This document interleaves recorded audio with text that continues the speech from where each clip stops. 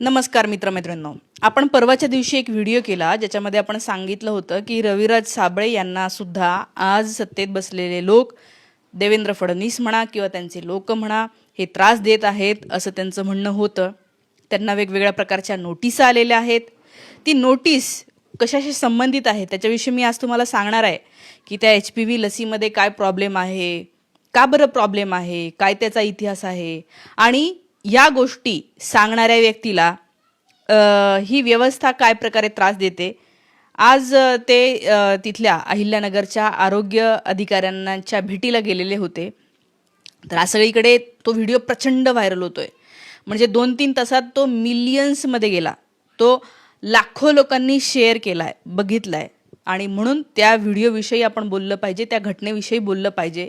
शिवाय तुमच्या घरामध्ये जर का 14 वर्षापेक्षा जास्त वयाच्या मुली असतील तर तुम्ही हा व्हिडिओ नक्की बघा. तर बघा, रविराज साबळे म्हणून एक खूपच प्रसिद्ध कंटेंट क्रिएटर आहेत. अनेकदा वेगवेगळ्या गोष्टी एक्सपोज करणारे त्यांचे व्हिडिओ असतात आणि ते असं त्यांचा एक व्हिडिओ मागच्या आठवड्यामध्ये आला होता. तो होता HPV वॅक्सिन संबंधी.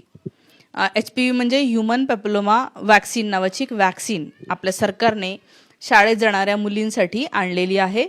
त्यांचं म्हणणं आहे की सर्वायकल कॅन्सर नावाची जी गोष्ट आहे ती होण्यापासून या लसीमुळे मज्जाव होतो. त्याच्यामुळे 14 वर्षाच्या नंतरच्या सगळ्या मुलींना ते देण्याचा प्रोग्राम सरकारने आणला आहे. आता सरकार वेगवेगळ्या लसीकरणाचा प्रोग्राम आणत असतो, पण ही जी HPV लस आहे हिच्याविषयी याच्या आधी भारतामध्ये खूप मोठी कॉन्ट्रोवर्सी झालेली होती. कारण की ही लस बिल आणि मेलिंडा गेट्स फाउंडेशन तर्फे भारतामध्ये सगळ्यात पहिल्यांदा आणली होती. आता बिल गेट्स नावाची व्यक्ती ही वेगवेगळ्या प्रकारचे चॅरिटीचे असे सगळे प्रोग्राम, लसीकरण वगैरे वगैरेमध्ये मदत करत असते. हे खूप वर्षापासून करते आहे. पण जेव्हापासून बिल गेट्सचं त्या ॲप्स्टीन फाईलमध्ये नाव आलं, त्या ॲप्स्टीन फाईलमध्ये काळे कामं करताना वेगवेगळ्या मुलींबरोबर वेगवेगळ्या गोष्टींमध्ये तो इन्व्हॉल्व असलेला दिसलाय. त्याचे एप्स्टीन बरोबरचे मेल वाचल्याच्या नंतर लक्षात येतं की हे लोक काहीतरी प्लॅन करत होते. जगाची लोकसंख्या वाढते आहे, ती कंट्रोलमध्ये कशी आणता येईल, मग ती अशी नसेल आणता येत तर मग लोकांना काहीतरी बाबा आम्हीच द्यायचं की आम्ही तुम्हाला या आजारापासून वाचवणारी एक लस देतो. आणि त्या लसीमध्ये असे काही लूप होल्स असतील की ज्याच्यातून काय होईल तर काही लोकांचा फायदा होईल, मात्र बऱ्याच लोकांना नुकसान होऊ शकतं. हे त्यांच्या मेल्समधून सापडलेलं आहे, ईमेलमधून. आणि त्याच्यामुळे बिल गेट्सवर आता मला असं वाटतं जगभरामध्ये कुणीही विश्वास ठेवू नये, कुणीच ठेवू नये बिल गेट्सवर विश्वास. कारण की एक तर ते या एप्स्टीनमध्ये आहे, म्हणजे इतका भयंकर नराधम. त्या एप्स्टीनच्या तुम्ही गोष्टी ऐकल्या तर तुम्हाला असं वाटतं की असे माणसं या पृथ्वीवर होऊन गेले आपण इथे असताना सुद्धा, की जे लहान लहान मुलींना त्रास देतात, टॉर्चर करतायत, किंचाळत आहेत मुली आणि त्यांच्या किंचाळण्यामधनं त्यांच्या ब्लडमध्ये जे स्ट्रेस हॉर्मोन रिलीज होतो ते रक्तांमुळे काय होतं तर एजिंग कमी होतं आणि ते फ्लेश जर का तुमच्या पोटामध्ये गेलं तर ते तुम्हाला आरोग्य देतं. असे काय काय थेरीज त्यांच्या, आणि त्यांनी खूप त्रास दिलेला आहे. हे प्रूफ झालेलं आहे, कोर्टामध्ये प्रूफ झालं आहे. त्या एप्स्टीनला शिक्षा झालेली आहे.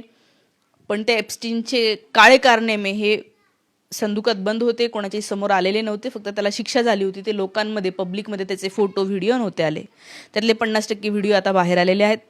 आणि त्या व्हिडिओमधून जे जे शॉकिंग बाहेर आलेलं आहे त्याच्यामध्ये बिल गेट्स हे नाव आहे. त्यामुळे जर बिल गेट्स नावाची व्यक्ती अशा घाणेरडे कामं करण्यामध्ये गुंतलेला असेल तर तो जे काही इथे आपल्या या देशामध्ये चॅरिटी करण्याचं नाटक करतोय त्याच्यामधनं त्यांचे हेतू नक्कीच काहीतरी वाईट असले पाहिजे. हे मी तर म्हणते, एकदा जर का तुम्हाला माणूस कळला ना की हा कुठल्या तरी भयंकर वाईट गोष्टीमध्ये अडकलेला आहे, समजून घ्यायचं, त्या व्यक्तीच्या प्रत्येक गोष्टीवर डाऊट घ्यायचा. कारण की जर का तो इतकं भयंकर काळं कृत्य करू शकत असेल तर ते कुठलंही जर का चांगलं करण्याचे जे नाटक किंवा जे दिसत असेल त्याच्यामधले पण त्याचे हेतू हे वाईटच असतात. आणि म्हणून बिल गेट्सवर शंका घेतली पाहिजे. भारतामध्ये 2009ला हा HPV वॅक्सिनचा प्रोग्राम आणला होता. त्या लशी अनेक मुलींना न सांगता, त्यांच्या घरच्यांना न सांगता दिल्या होत्या, त्यांना न विचारता दिल्या होत्या. काहीतरी तुमच्यासाठी चांगला इंजेक्शन आहे म्हणून दिलं होतं.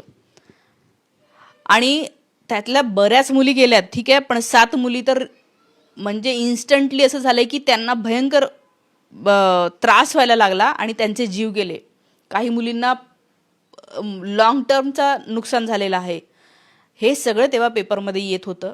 तेव्हा ती कॉन्ट्रोवर्सी झाली. मग सरकार तेव्हाचं रिस्पॉन्सिबल होतं. त्यांनी त्या लसीला थांबवलं, त्याचं वितरण थांबवलं. ती जी इथली NGO बिल गेट्स पैसे देत होती, त्या NGOला पाथ नावाची, तिच्यावर बंदी आणली. 2010ला HPV वॅक्सिन देणं भारत सरकारने थांबवलं होतं. का बरं? कारण त्या लसीमुळे जे काही परिणाम झाले ना, ते वाईट झालेले होते. आता एकदा या देशामध्ये जर ती लस बंद केली होती काही कारणाने, आता ती कुठल्या मार्गाने, कोणाच्या इच्छेमुळे, कोणाचं काहीतरी असल्यामुळे तिथे आली असेल काय माहिती, आता परत तो प्रोग्राम आपल्या देशामध्ये लागू झालाय. आता हे बघा, मी काही इथं हे म्हणत नाही की ती लस पूर्णपणे वाईटच असेल. कुठलीही लस डेव्हलप व्हायला, तयार व्हायला त्याचे खूप क्लिनिकल ट्रायल्स होतात. 10-15 वर्ष त्याचा अभ्यास केला जातो, त्याच्यातनं ती लस डेव्हलप होते.